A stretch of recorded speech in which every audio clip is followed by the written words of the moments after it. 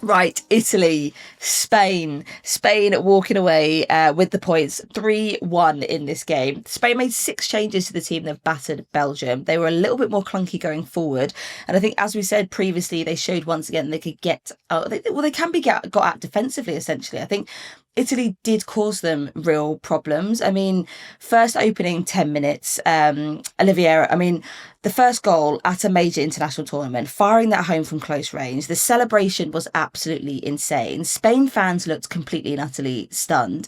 This kind of feels like there's been 2 starts now for Spain that haven't gone the perfect way. I appreciate, in the previous game, Spain scored first, but then Belgium scored really quickly in succession afterwards.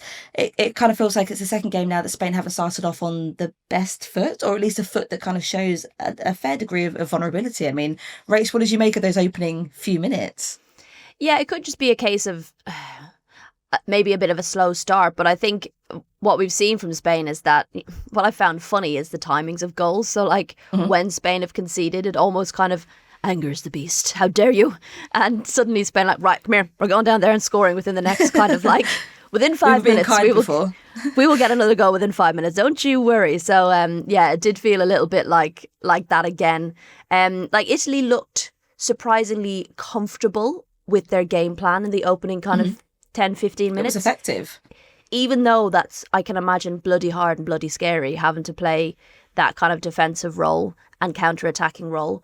And they nearly scored just before the goal. They had a header crash off the crossbar, so they were creating. And I think we have touched on, and it's funny because I've seen a number of replies on social media to us and comments on some of Sophie's articles, for example, about people just can't wrap their head around why we keep talking about Spain. It's pathetic and embarrassing and blah, blah, blah. And I'm like, what do you want us to say? Do you know what we should just do for this section? We should just go, Spain are the best. Nobody can beat them. Let's move on to the next game. And I'm sure people would really appreciate that analysis. That is why they listen to the pod. Yes, exactly.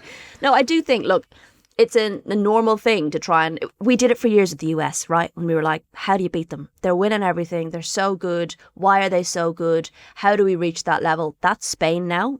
They are the benchmark for the best. And everyone is trying to figure out not how to play like them, but how to beat that type of football. And every type of football has vulnerabilities. The problem is that Spain's vulnerabilities are very bloody small and they don't like to show us them very often.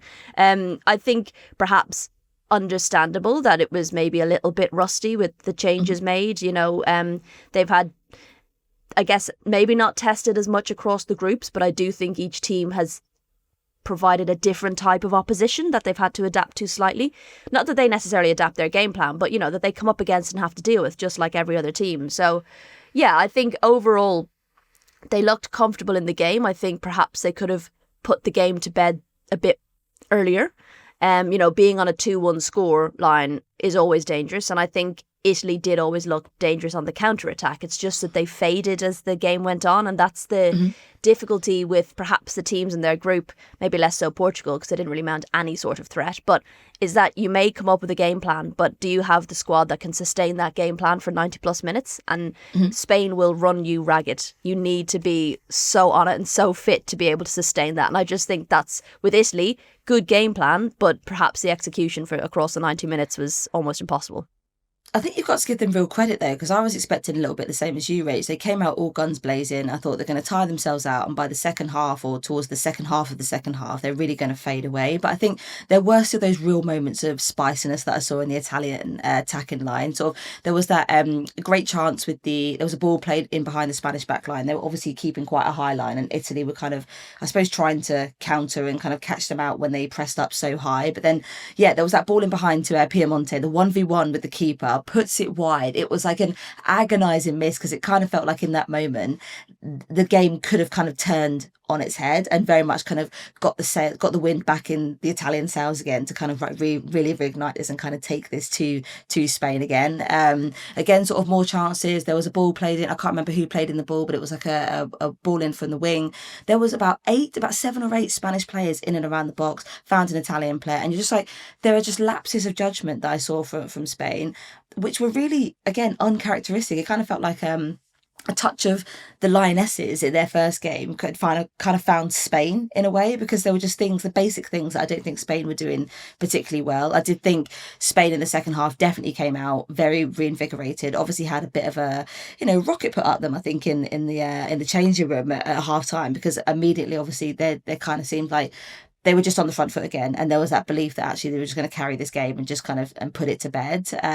But again, I did really feel like Italy really took the game to Spain, and I absolutely love to see it. I think it does show that kind of vulnerability there, that Italy, that the Spain, that they can be beaten. There are Spanish fans there, will hate to hear that. I think what's interesting is in those games, and I think Italy showed it, is that when you do go down 2-1, and I think Chiaro's goal came at just after half time, and it did feel a bit like Italy were like, because they'd managed to go into half time, at what's the word, level. Jeez. I'm not used to saying that very often when we're talking about Spain, but yeah, they were able to go in a half time level, and I think having that goal conceded just after half time from Chiaro, and that was a real lapse of judgment from the Italian defence, because Atenea Del Castillo was able to kind of run and run and run and run at the Italian defence, and they just dropped off and dropped off and dropped off. And I think that was one of the frustrating things that there was more and more of as the game went on, was that kind of, your press is going to be ineffective if half of your players are just running backwards. And granted, you're not pressing that at that point of the pitch, but you just felt it further up when Spain were playing out from the back. But Atenea could just run all the way into the box, had a shot blocked, and it was just like a sloppy defensively to just kind of poke it out to Chiaro. And it was a lovely goal from her, outside of the boot, fizzed it into the net, just out of reach of the goalkeeper. And I think, scoring in kind of the 49th minute is always a bit of a pin in the balloon a little bit. And I think what's really important when you're playing the likes of Spain is that you say to yourself, all we need is one counter-attack. Like, we can still be dangerous on the counter-attack. We need to be tidy in defence, but one counter-attack. And I think sometimes teams who play Spain, when Spain get ahead, they just let themselves go, oh, look, they're going to run away with it now. And it's interesting to see the mindset of teams when they go behind against Spain, whether they're going to go, one counter-attack is all we need, let's work really hard for that, or fuck it, the floodgates have opened, now we're screwed. So it's like one of two ways. Well, I think it's that, you're not going to have a large amount of the ball, or you're not going to have the ball for large amounts of time on the pitch. And I think, we saw the same thing, I suppose, with Belgium. I think I said before there was around a 25-30% possession. Same thing again with Italy in this game. They had 25% of the possession, but still had 13 shots, obviously 2 shots on target, one of them going in. So, there are these teams that are kind of getting more comfortable out of possession, capturing Spain sort of on those moments of vulnerability. And also, the conversion rates are incredible, shots on target 2, but if you're scoring 1 or 2 of those, that's all you need. So yeah, it's an effective strategy, and I think it's maybe something that the Lionesses will be looking at, should they be matching up with them in either the quarter or the semi-final. I need to can we work out what that would be, because we would finish second. If England finish top of the group and they get through their quarter-final, then they could meet Spain. If England finish second in the group and get through the following rounds, I think they would meet Spain in the final, I think. Good Lord. Look, I think we do have to talk about, I think Spain's midfield completely dominated. I think Italy's didn't have the midfield to kind of almost, they were too passive in the midfield, and they were allowing, I mean, it's allowing is an unfair word perhaps, given how good Spain's midfield are, but there was just no kind of physicality and challenges really being put in. They just kind of sliced through the midfield. Aitana Bonmati was back. She started, which is great to see. I mean, great to see from I really like Bonmati player welfare point of view. Not great to see if you're coming up against Spain to have her back and playing well. And I know I waxed lyrical about Alexia Putellas last time around, but she's just having some tournament. She looks so confident, relaxed, just quality on the ball, little back heels, little flicks. I didn't think she could improve, but particularly after an ACL injury, but it seems that she's found another level again. So yeah, I think she's having an unbelievable tournament, which I think she deserves, given she missed 2022 with that ACL. So yeah, she's an absolute weapon. And then Gonzalez coming on. I'm not putting Gonzalez on like the 80 I was odd just minute, about like to if you're say, Italy. fourth goal of the tournament. Yeah, like definitely in the running now for like Golden Boot. Like she's just been so spicy. I feel like it feels like they're almost in competition to see who can be like the most heroic member of the Spanish squad. It's yeah, it's like frightening to see. But yeah, obviously now both of them going through to the quarterfinals. Italy go through despite losing because Portugal lost to Belgium. Do we think they could cause an upset against Norway in the next round? Yes. Like, I watched the Norway-Iceland game. Norway made like 6 or 7 changes. You know, they didn't have Caroline Graham Hansen, Ada Hegerberg, Guro Reiten. They didn't have any of them starting. They had Turland on, Bizet started, you know, and Monan was there. And, you know, at points they looked good, but like they just can be their own downfall at times. Like, to allow Iceland back 4-3, you know, you're just kind of looking at them going, what are you doing? But I do have to shout out Gupset for Norway, a youngster from plays her football in Bergen. And when I went over to Bergen for like my 36-hour trip in Bergen to see them play, I remember texting Sophie and saying, remember the name Signe Gupset, because she's a youngster. She's about 20, I think. Unbelievable player. She came and scored 2 goals and had 2 assists. That's her first goals in the Euros, and she scored 2 and assisted 2. I don't think a player of that age has done that before. So she's absolutely a standout player and had a great game. But yeah, Norway are just like, they don't make it easy for themselves. And I do think if Italy can put in a performance like they did against Spain with that kind of intensity at the beginning, particularly, I do think they can get at that Norway back line. And I know Spain scored 3 and it could have been more, but I think defensively Italy did well. So that kind of setup against Norway, I think Italy could take it. I was going to say, I kind of put my money on Italy. I think they are so exciting to watch. They're so kind of, I'd say there's like an excitement around the squad. There's this like passion and energy that you see in the Italian players. And like, even when they score, like their celebrations just seem like even on like another level of like any other clubs. I know that sounds... it starts from the anthem, right? Yeah, Unbelievable it's anthem. just... There's just like a hype around them. Yeah, I don't know if you saw my photos online, but I know at the end of every anthem, they all like lean back and like shout the last word and kind of lean forward as a group. So I knew that they were going to do that, and I got this great shot of them all. And the poor ball kids stood in front of them were a bit like, like, why are they all screaming at me? I do hope someone kind of warned them beforehand, but that it's almost like they use the anthem to fire them up before kickoff, and that carries onto the pitch. 100%. Like we saw the same thing, I think, similarly with like Jamaica around like the World Cup, like the fans, the atmosphere, like the hype around the tournament, even like the kits for them, that was a big thing. But there are like some countries, I suppose, that just bring this like level of like energy that's just like really lovely. But I think, yeah, to your point, Rach, on the Norway game, I mean, I don't feel like there's that consistency there with Norway, that I have that trust that they're going to put that game to bed, even though despite the talent they have. With it's Italy, like one of those they like could, but will they? They could, but I don't think they will. Yeah, and I see a hunger in the Italian squad that I don't necessarily see with the Norwegians. So I think, yeah, putting my money and putting my sand pole, whatever it is, on the line, I'd say Italy. I did think it was interesting when Monum scored, she cupped her ears. And I just thought that was quite a silence in the haters. Yeah, but like your team are still not playing well, so it's. I just always find that like, I mean, for me, if I was for no reason, if I was a player, I just would never. I mean, I respect all the players who have these such cool celebrations, especially as a photographer. And Turland and Gupset did some sort of celebration right in front of me. I had no idea what it meant, and someone leaned across me and went, "You're kind of with your journalistic head on. What is that celebration?" And I was like, "Couldn't tell you." But I'm really glad they did it in front of me. But yeah, I just would never like have the balls to do it if I was a player, because I'd be like, I'm probably going to score an own goal next, so I'm just going to stay quiet and be like, okay, good. It's a risky move. It is definitely a risky move. All right, so Portugal, Belgium, the second game in this group. Both of those teams dropping out of the Euros. I hate this stage where you have teams that drop out. I don't like it. I want everyone to like stay in until the end, which is obviously impossible. Portugal's just do a big game where everyone plays everyone.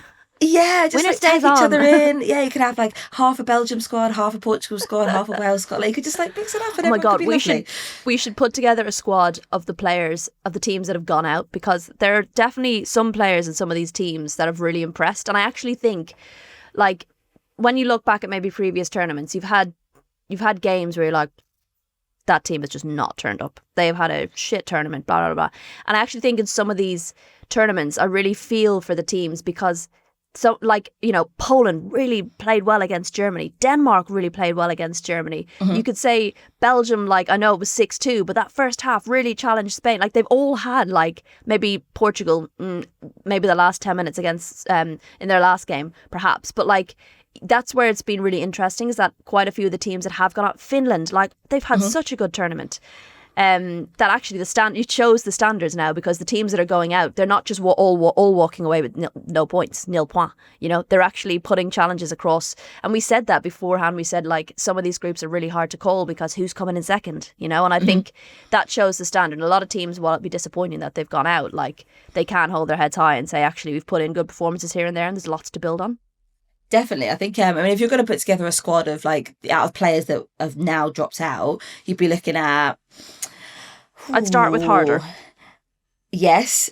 Is it Toluba, I think her name is? I really thought Toluba had a good tournament for Belgium. She impressed when I saw her play. Some of the Finns have had unbelievable tournaments. So yeah, I really feel like you could put together a decent squad. Maybe we should do like some sort of plate game where we just make two teams between the group stages and the quarterfinals. We have two teams made up of the teams that have gone out. We pick some players and we do like some sort of like plate competition, and then we can keep them around and get to see them play again, because I'm really sad that I don't get to see some of these players play again, because we don't get to see them very often, which is why I'm so delighted Switzerland went through. I'll get on to that. Mate, I mean, the women's game is all for a new format. I mean, look what happened with the World Sevens. That went down. I don't have £1 million, I'm afraid. Yeah, it's the same vibe. But yeah, Portugal's distant hopes of qualifying never materialised. Not helpful to go down after 3 minutes. That obviously felt like a small nail being tapped into the coffin of their hopes and dreams being buried. This was captain Tessa Wooler's 94th goal for Belgium. She made her debut in 2011, and she's played in all of Belgium's European Championships 2017, 2022, and of course this year. Rach, what did you make of this game? I know you couldn't be at this game. You can't be in two places at once, not mate. when they're at the same time. Yeah, and also you're frolicking in the mountains, all right? You've got to have some time to yourself too. Well, I was in the Wankdorf Stadium, don't forget. Stop saying that. It felt cagey, like, and Belgium, I think it's always interesting to see how a team plays when they're already out, and I think we saw that with Norway-Iceland. Like, Iceland played quite well against Norway even though they were already out, so it did feel like Belgium turned up and said, you know, we don't want to just go down without a fight, like, we want to make this really difficult for Portugal. And I think they did, scoring in the 3rd minute.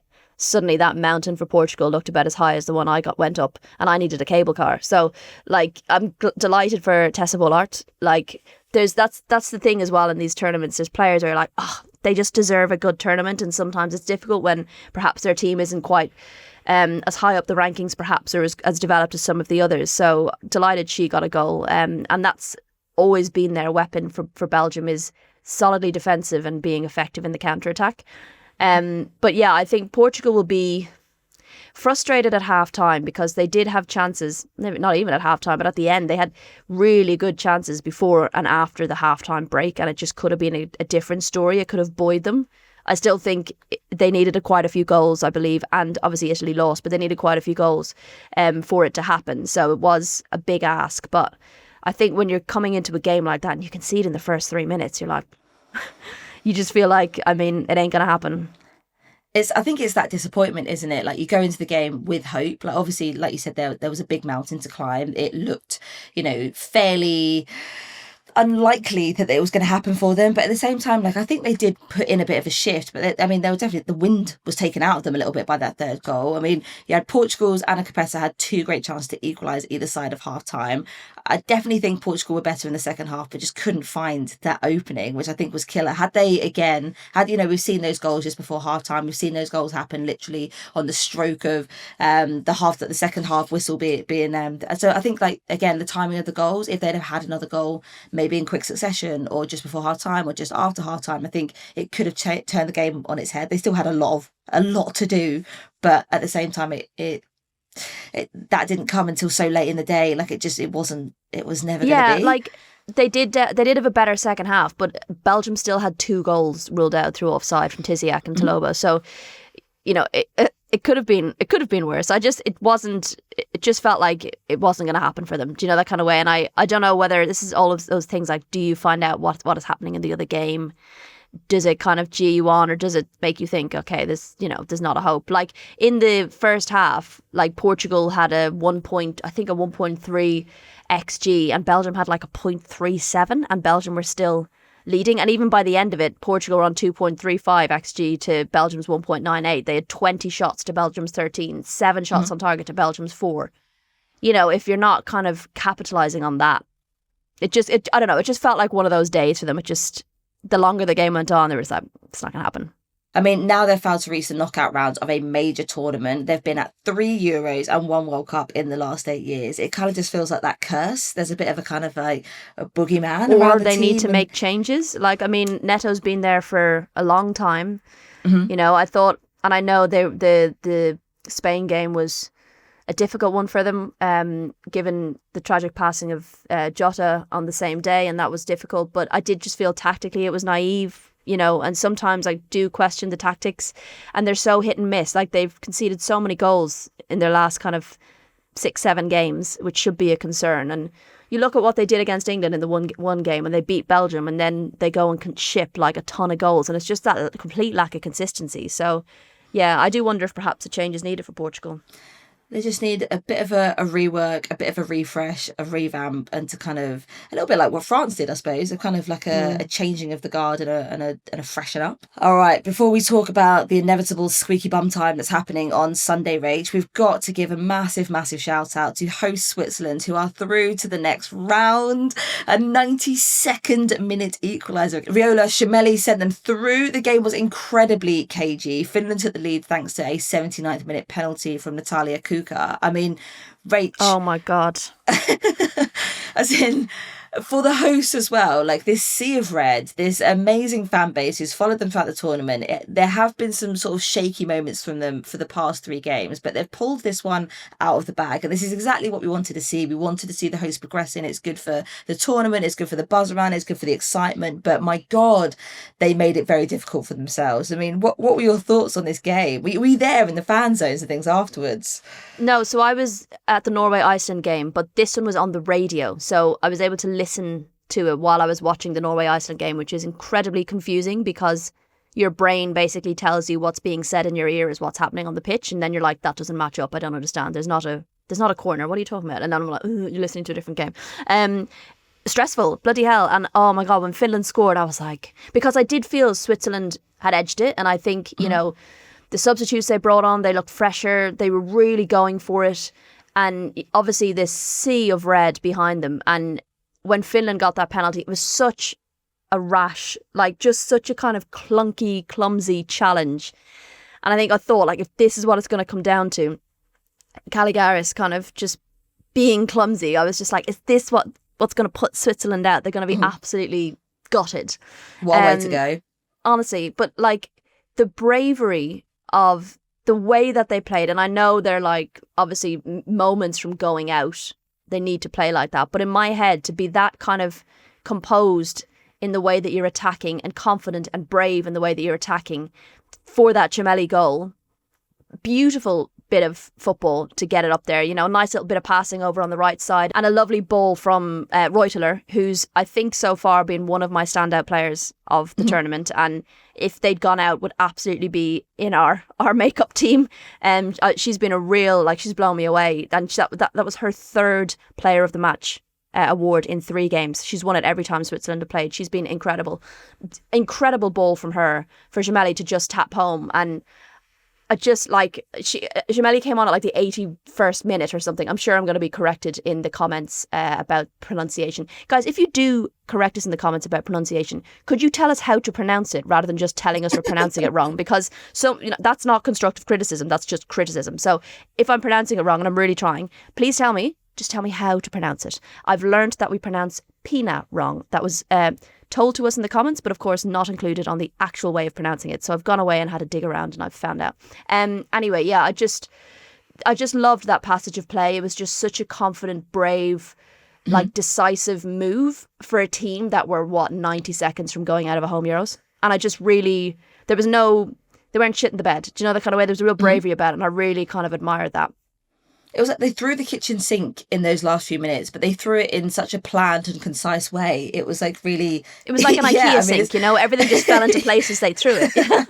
It was like one of the most composed kitchen sink throws I've ever seen in quite a long time. But yeah, I think you've got to give them credit. Like in those moments, you know that your moments from going out. You know that you're the host and there's so much pressure riding on your shoulders. You want to progress into this tournament. You want to show the fan base what, you know, women's football could be in the space. You want to grow the fan base. And there's all these moments that are going on in your head, but at the same time you've got to remember not to panic and like just to trust the process. So the mentality that it takes to find that confidence and calmness in those final few moments, I credit to them. I think 100%. Unbelievable. I want to credit Finland too. I think they've surprised a lot of people. They've had a really good tournament, young team, relatively new manager who's, I just felt like they're quietly going about their business and have improved and have a real style of play that the players are really committed to, and have definitely, impressed me in the games that I've seen them play. I thought they were really good against Norway as well. But this game just kind of had a bit of momentum shift in it. You know, I think Switzerland started well, Finland came back into it, and it kind of felt a bit like a pendulum of,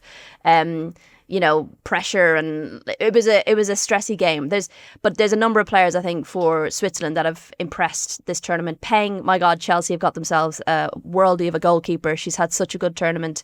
Benny, Schertenliebe as well has been superb. But yeah, for me, Reuteler has just been wow, incredible. And I think she plays for Frankfurt. Perhaps I imagine there'll be plenty of clubs very interested in her. I think Finland are one of those teams that I feel really, really just sad about their exit from the competition. I feel like this was one of those tournaments that kind of felt like a little bit more of like a breakout one for them. Like people really understood like how good they can be. Yes, they've not progressed, but there was so much potential and talent there. So I think it's kind of put a little bit of a marker on everyone's minds that they're, ones to watch for the future. Rach, let's get stuck in.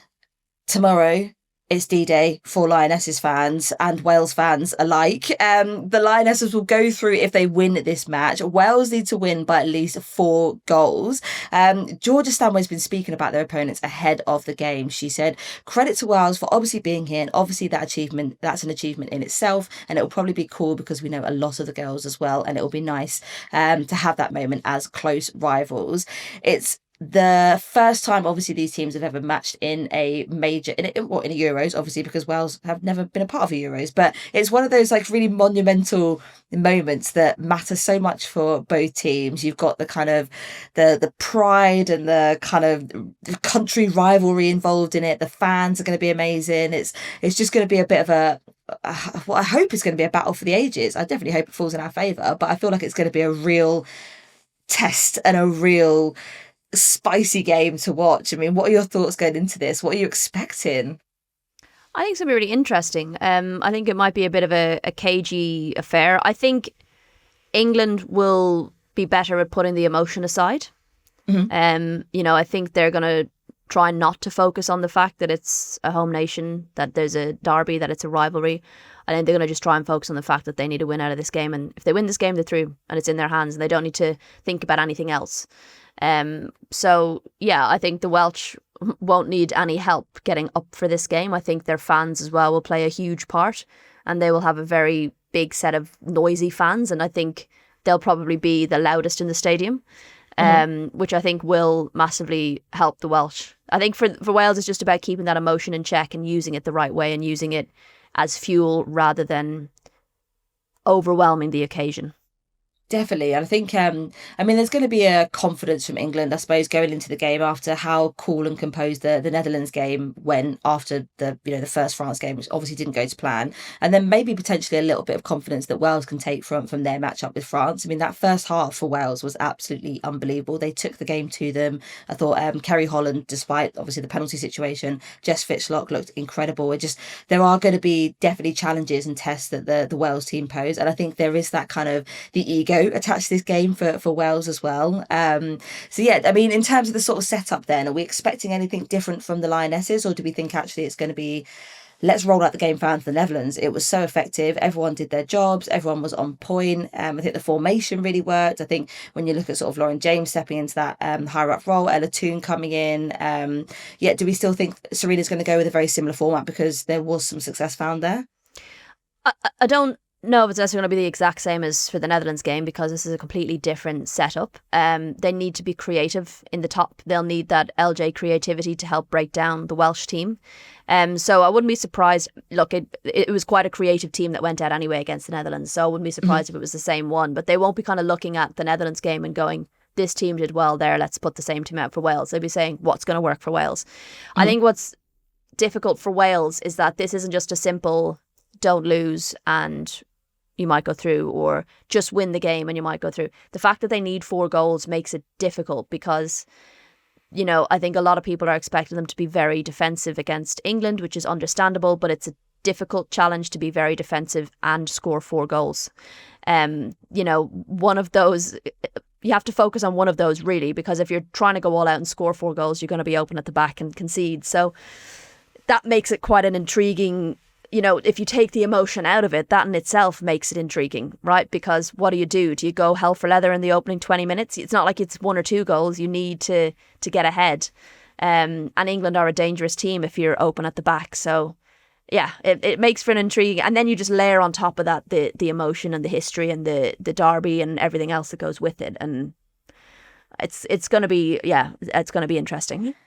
I think, like you said, Rach, you can't sustain a prolonged period of attack for 90 minutes. Like, your legs will tire. And I don't care whether you're Spain or whether you're Wales. You just can't sustain it. I think you have absolutely got to go hell for leather. There's no point starting this game in a place of being super defensive because you've got 4 goals to score and you don't have, like, 4 goals in 90 minutes is a tall order for any team. And I just think there has to be an element of risk. You have to be pushing up. You have to be aggressive. Like, you have to, I think, allow yourself to be vulnerable in those moments. But at the same time, like you said, you can't be silly. You don't want this to be you keep on pushing up and England keep on, playing in behind and it all ends up being a 7-0 or something silly like that. But I think, I don't know, I think be brave, be vulnerable, take risks, because 4-0, I mean, it's now or never, essentially. So I would always advocate for going at it. I expect England to put out a strong team. I don't expect them to do what, say, France did and make 7 changes. I think Wiegman will know and England will know you cannot underestimate this Welsh team, and it would be silly to do that. And they've shown in the first halves of both games that they can put up a challenge. So, yeah, I wouldn't expect too much rotation unless it's beneficial to the game plan. I just don't see her kind of resting players or underestimating at all. No, 100%. And I think we learned a lot from that France game. Like, don't underestimate Wales. They can definitely cause a lot of damage if you do. I just feel so nervous and so excited at the same time. I mean, I think I'm gonna go and watch the game up in London. Really, really excited to kind of just have other fans around me and to kind of feel the atmosphere. It wasn't one of those ones that I wanted to watch at home. I was like, I've got to be in and amongst it and feel the tension and everything that's gonna happen tomorrow. I'll be ticking off the final team and the final ground tomorrow. So we've seen every ground bar St. Gallen and we've seen every team bar Wales. So I'll get to tick those off tomorrow as well. Oh, definitely let us know what your favourite stadium has been. Sion so far. Sion so far. There. Okay. Unreal. All right, Rach, another relentless couple of games for us. So Poland versus Denmark and Sweden versus Germany tonight. Sweden currently top the group and Germany are second. Both of them are through, so their game will decide who goes through top. That team will likely play England should the Lionesses go through in second place. I mean, bit of a rock and a hard place for this one, to be fair. What are we kind of expecting? I expect Denmark will be desperate for points in this major tournament, and I think Pajor will be desperate for a first major tournament goal. So despite it being a dead rubber, I think it could be quite interesting. I'm at the Sweden-Germany game tonight here in Zurich. That's going to be a really interesting affair. Whether they top the group or whether they come second, impacts who you get in the quarterfinals. So I think Sweden will be keen to try and get one over on the Germans in terms of mentality going into the quarterfinals, confidence boost it will give you. Germany will be keen to stamp a mark because while they've looked good, they looked a bit wobbly at times against Poland and they looked a bit wobbly against Denmark. So they'll want to have a confidence-inducing performance. But Sweden, obviously, a difficult team to have that against. So I think it will make for an interesting match. Maybe we'll get our first draw. Who knows? Who does the second place team play against potentially? Who's that? I'm trying to work out who's in what group. So this first place team would potentially play. They would play whoever came first in Group D. So it's Right, okay, so potentially France, should it be France or England or France England, or the Netherlands or Netherlands. whatever way it Right, works. sweet. Okay, cool. All right, so So there is not that not kind of... easy. This is the thing. Like, you know, we all talked about permutations and is it better to come first or second? And at this bloody level, it's just not. Like, it's just hard. It's going to be unless you're Norway and Italy. With respect, I think Norway is probably the best quarterfinal you could potentially get, although they'll probably now turn around and just absolutely turn up and blow everyone away. So there's still a scary prospect. Do you know what I mean? There's no kind of quarterfinal where you're like, yeah, be grand. But there's definitely a quarterfinal where you go, shit, not Spain.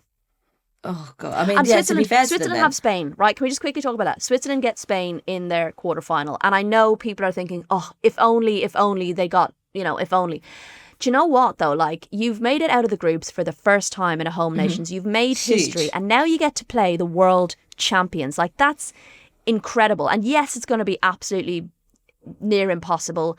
Spain with a 99% chance of winning it. But, like, for the nation, what a stage, what a platform. Like, it's going to be some unbelievable quality football. It's going to be a massive challenge for the Swiss. They'll be so up for it, but they've already made history. So part of me is like, how cool to now go and play the best team in the world. Like, do you know what I mean? I'm sure they would have preferred to have done that a bit later in the tournament, but I think that's going to be a very cool match and hopefully not too high a score.